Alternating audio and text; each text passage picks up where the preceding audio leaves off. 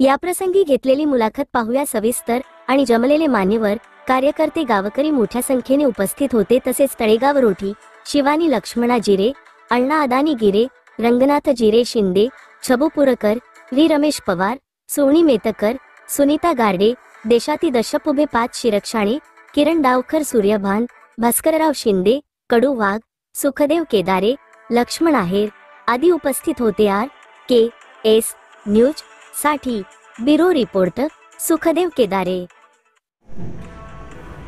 आज चांदोड तालुका भारतीय कम्युनिस्ट पक्षाचं अधिवेशन या ठिकाणी संपन्न झालं आणि या अधिवेशनामध्ये पहलगाममध्ये झालेल्या हल्ल्याचा निषेध करण्यात आला, त्यांना आदरांजली वाहण्यात आली। त्याचप्रमाणे कम्युनिस्ट पक्षाचे जे कार्यकर्ते सोडून गेले त्या सगळ्यांना आदरांजली अर्पण करण्यात आली। या अधिवेशनात पुढील 3 वर्षाकरता कार्यकारिणीची निवड करण्यात आली आणि त्यामध्ये कॉम्रेड किरण डावकर यांची तालुका सेक्रेटरी म्हणून निवड करण्यात आली।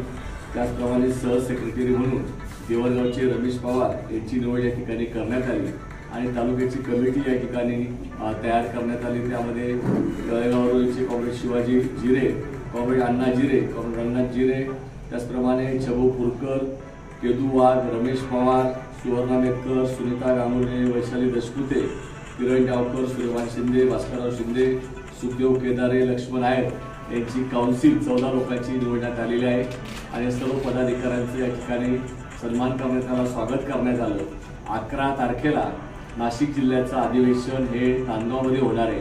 भारतीय कम्युनिस्ट पक्षाचं त्या अधिवेशनाला सर्व पदाधिकारी, सर्व सभासद मोठ्या संख्येने उपस्थित राहतील असं आवाहन या ठिकाणी करण्यात आलं।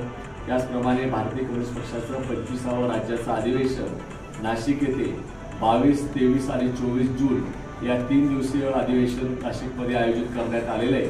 त्या अधिवेशनाला चांदोड तालुक्यातील मोठ्या संख्येने भारतीय कम्युनिस्ट पक्षाचे कार्यकर्ते, किसान सेनेचे कार्यकर्ते, आयटकच्या कार्यकर्त्यांनी सहभागी व्हावं, त्याचं नियोजन करावं अशा प्रकारचं निर्णय या ठिकाणी घेण्यात आला। तालुक्यामध्ये भारतीय कम्युनिस्ट पक्ष शेतकऱ्यांच्यामध्ये किसान सभा, त्याचप्रमाणे असंघटित कामगारांना एकत्र करून गायरांचा प्रश्न असेल, शेतीमालाला भावाचा प्रश्न असेल, हे सगळे प्रश्न घेऊन येणाऱ्या काळात शेतकरी कामगारांचे प्रश्न घेऊन कम्युनिस्ट पक्ष मजबूत करण्याचा निर्धार या ठिकाणी नवीन निवडून आलेल्या पदाधिकाऱ्यांनी या ठिकाणी व्यक्त केलेला आहे आणि या अधिवेशनामध्ये सर्व भारतीय कम्युनिस्ट पक्षाचे पदाधिकारी, आयटेकचे पदाधिकारी मोठ्या संख्येने उपस्थित होते। याबद्दल सर्वांचं मनपूर्वक अभिनंदन।